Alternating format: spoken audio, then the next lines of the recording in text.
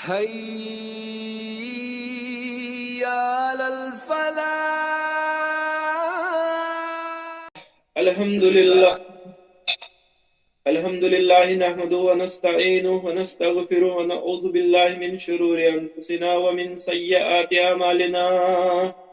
من يهد الله فلا مضل له ومن يضلل فلا هادي له، ونشهد أن لا إله إلا الله وحده لا شريك له، ونشهد أن محمدا عبده ورسوله. أما بعد، وقال الله تعالى في القرآن المجيد: أعوذ بالله من الشيطان الرجيم، بسم الله الرحمن الرحيم. يا أيها الناس اعبدوا ربكم الذي خلقكم والذين من قبلكم لعلكم تتقون. آمنت بالله صدق الله العظيم. رب اشرح لي صدري ويسر لي أمري واحلل عقدة من لساني يفقهوا قولي. رب زدني علما وفهما والحقنا بالصالحين، آمين یا رب العالمین. قابل قدر ذی عزت مکرمی شہباز رشید صاحب، منتظمی البیان ٹی وی، دیگر حاضرین، سامعین، حضرات و سامعات، السلام علیکم ورحمۃ اللہ وبرکاتہ. تمام تعریفیں، شکر، سپاس اللہ رب العالمین کے لیے، جس نے آج ہمیں اس ٹیکنالوجی کے دور میں یہ گیجٹ ہمارے ہاتھ میں دیا اور ہم اس کے ذریعے سے اپنی آواز اور اپنی شکل سمیت اللہ کا کلام لوگوں تک پہنچانے کی کوشش کر رہے ہیں. اللہ یہ کوشش اپنے دربار میں قبول فرمائے اور ہمیں دنیا اور آخرت میں اس کا بہترین عمل بدل دے اور یہ قبول فرمائے. قرآن پوری انسانیت کے لیے موضوع ہے میرا، اور میں نے قرآن کی یہ دعوت دیتے ہوئے معجزات دیکھے ہیں. اور ابھی جب میں اس پروگرام کی تیاری کر رہا تھا تو میرے ہاتھ میں سورہ کہف کی چند آیات تھی کہ میں ان باتوں پر بات کروں. لیکن آصف جاوید صاحب نے جب تلاوت فرمائی تو میرا دل پتہ نہیں کہاں سے ہو کے آیا. تو چونکہ میں نے چند غیر مسلم بہن بھائیوں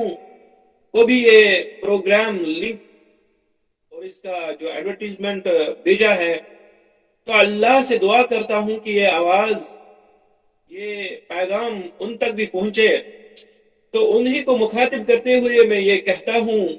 کہ اس میں جو آصف جاوید صاحب نے انا للہ و انا الیہ راجعون جب ہم کہتے ہیں، تو یہ اکثر مسلمان اس وقت کہتے ہیں جب کوئی اس دنیا سے رخصت ہو جاتا ہے. تو اس کے بعد جو سفر شروع ہونے والا ہے، اس سفر سے ہم گزر کے آتے ہیں. اس کے بعد جو آیتیں ہیں، قرآن کا سب سے بڑا معجزہ یہ ہے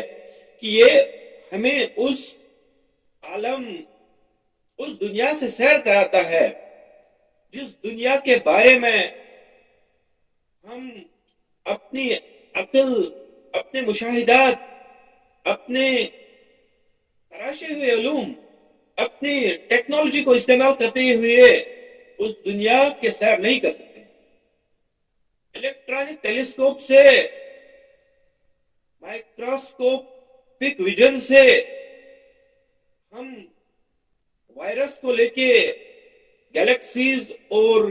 کائنات کا سیر کر سکتے ہیں. لیکن ہم جب اس دنیا سے رخصت ہوتے ہوئے ایک نئی دنیا میں پہنچ جائیں گے تو کوئی گیجٹ، کوئی ٹیکنالوجی، کوئی علم ہمیں اس کا فائدہ نہیں دے گا. تو ہمیں بس ایک ہی چیز فائدہ دے گی، وہ ہے جو اللہ، جو خدا،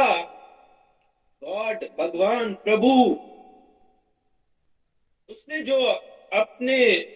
پیغامبر میسنجرز بھیجے اس انسانیت کو اپنا پیغام سنانے کے لیے،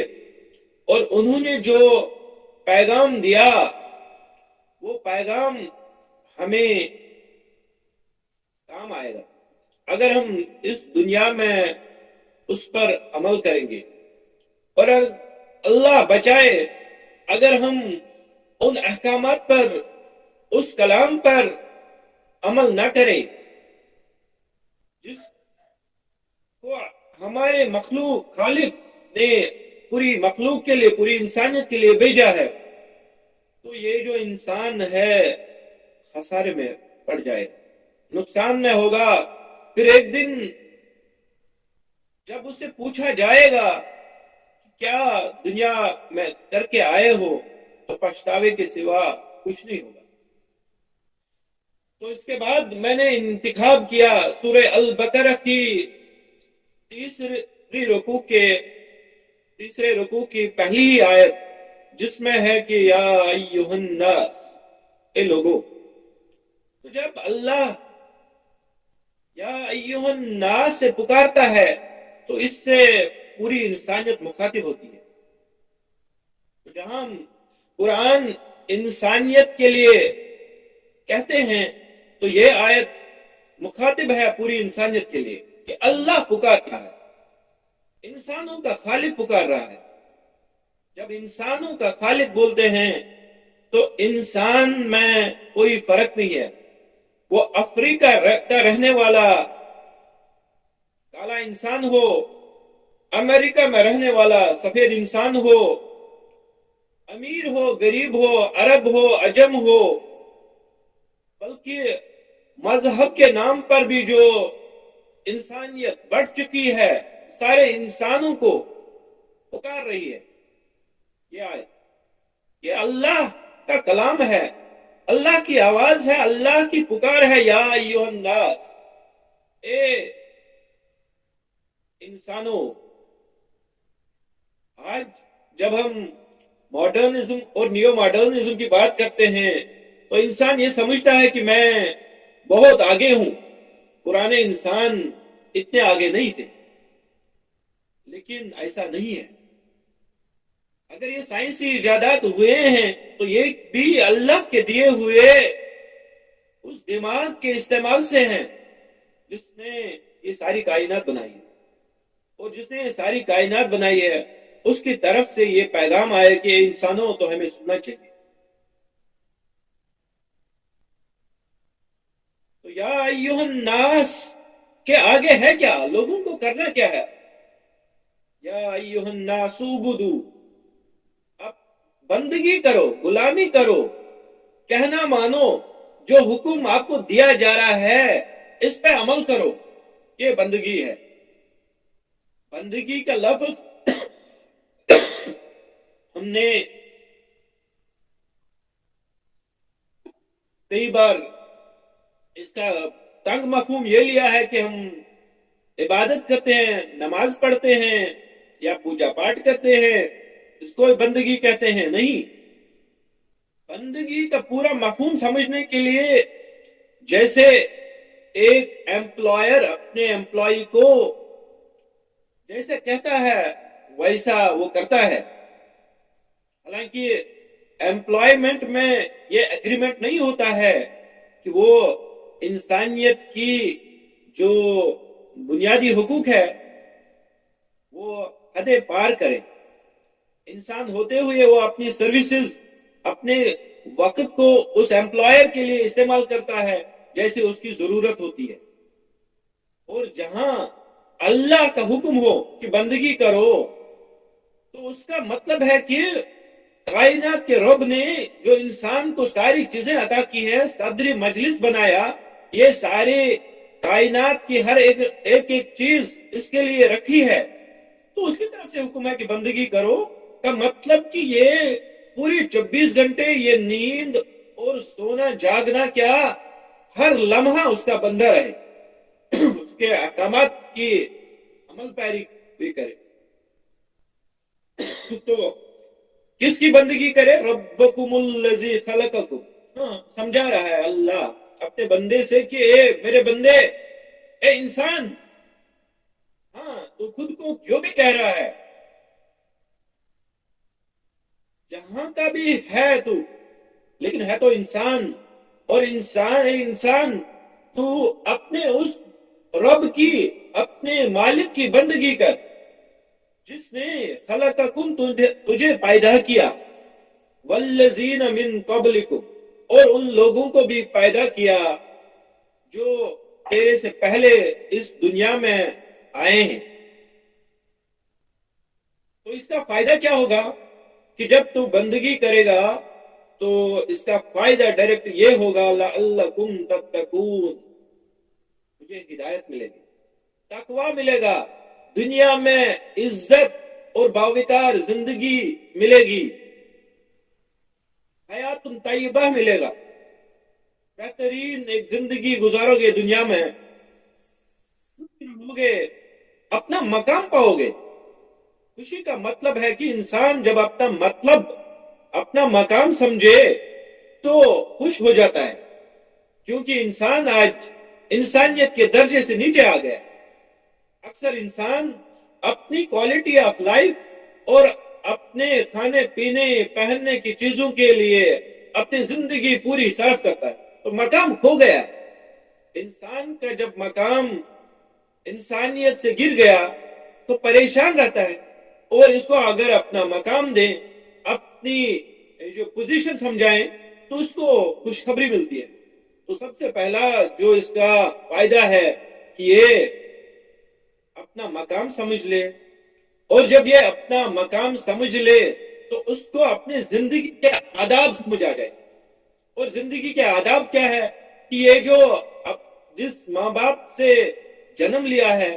جو بھائی بہن اس کے ہیں، جو بچے ہیں، جو ہمسایہ پڑوسی ہے، اور جو انسانیت پوری اس کے دائیں بائیں ہیں، ان کے ساتھ تعلقات یہ کتاب سکھاتی ہے۔ اور یہ کتاب اس کو انسان ہوتے ہوئے انسانی برادری، یونیورسل بردرہڈ سکھاتی ہے۔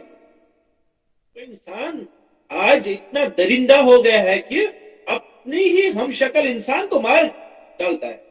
مار دیتا ہے۔ اور جب یہی انسان یہ اللہ کی کتاب ہاتھ میں لیتا ہے تو یہ اس انسان کا بہترین دوست بن جاتا ہے۔ تو جب یہ انسانیت کے یہ آداب، انسانی زندگی کے آداب سیکھتا ہے تو انسان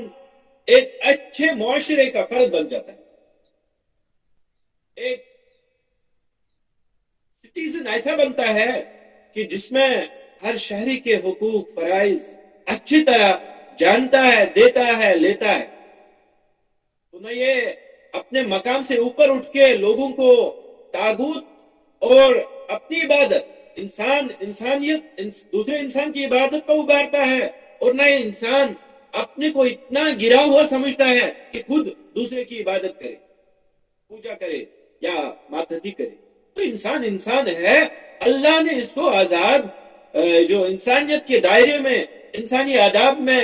زندگی عطا کی ہے، تو یہ اس زندگی کو جیے۔ اور اس کے بعد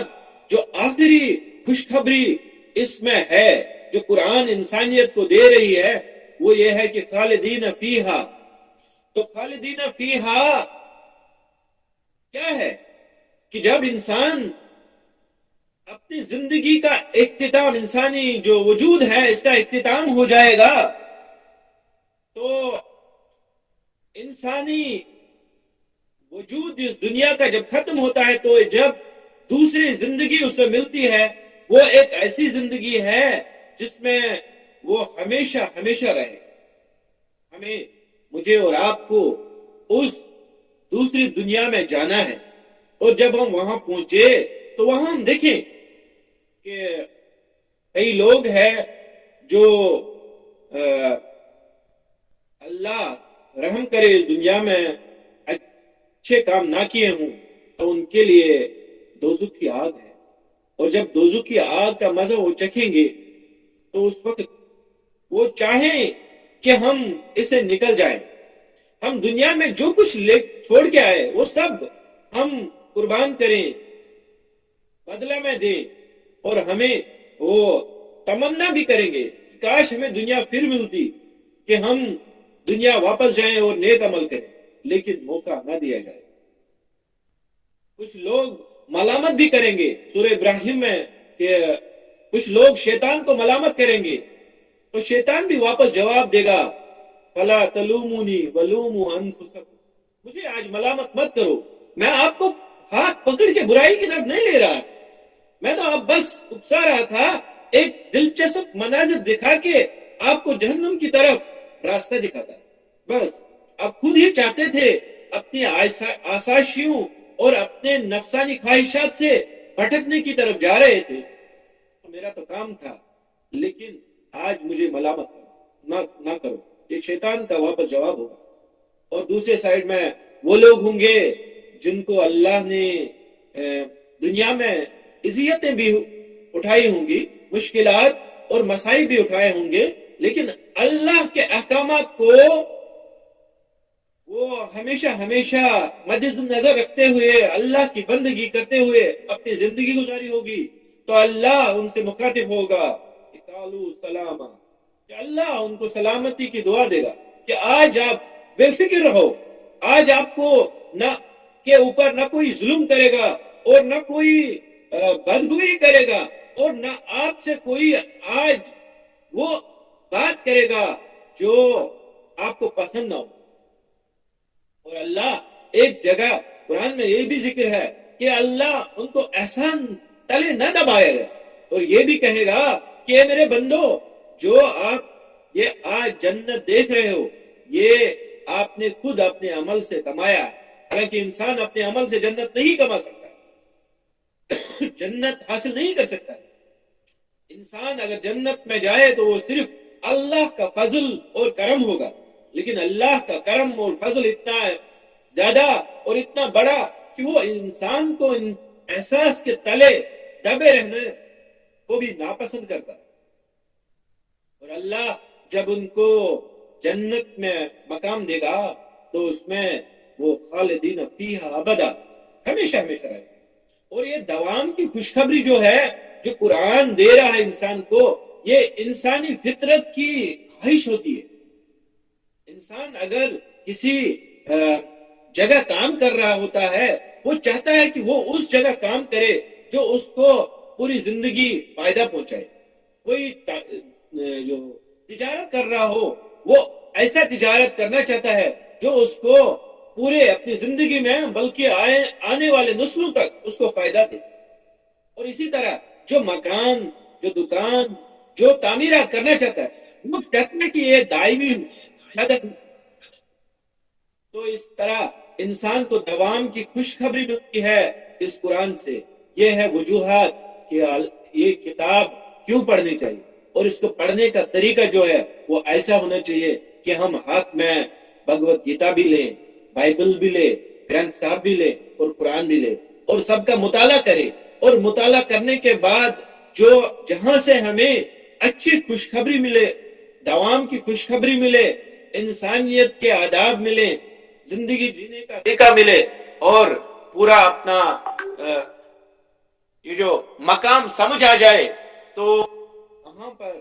ہم اس کتاب کو پڑھیں، اس کتاب کو آگے دیکھیں، اور اس کتاب پر اپنی زندگی پوری اس کے مطابق گزاریں، جس سے کہ انسان کو اپنا کھویا ہوا مقام واپس آ جائے گا، اور ایک مخلوق جو ہم کریشن ہے، اگر ہمیں کریٹر مل گیا، اپنا جو خالق ہے وہ ملے، تو اس کے بعد ہم نہ پریشان ہوں گے نہ غمگین ہوں گے۔ تو یہ ہے میرے چند گزارشات جو اس البیان ٹی وی کے ذریعے سے، اور یہ جو ٹیکنالوجی اور یوٹیوب کے ذریعے سے پوری انسانیت تک پہنچانے کی تمنا ہے۔ اللہ کرے کہ میرے الفاظ پوری انسانیت تک پہنچ جائے جو میرے علم میں ہے، اور ان کو پھر اللہ اس یہ جو گزارشات میں نے کی ان کا فائدہ پہنچائے۔ تو اللہ ہم سب کو یہ جو ہم نے وقت اس قرآن کے لیے اس وقت صرف کیا، اللہ ہمیں اس سے بہترین قبول فرمائے اور اس کا بدلہ دکھاؤ آخر اللہ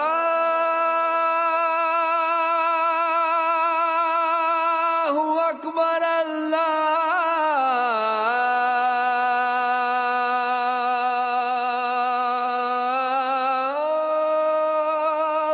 اکبر